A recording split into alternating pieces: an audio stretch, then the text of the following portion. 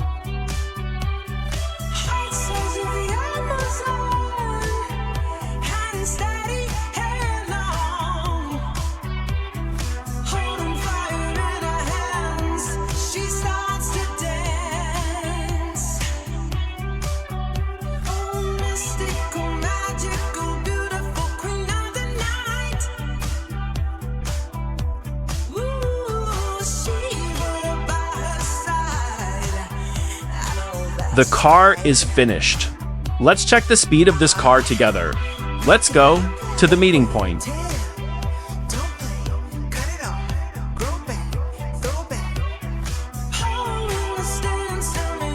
Today, I'm going to give you something to eat.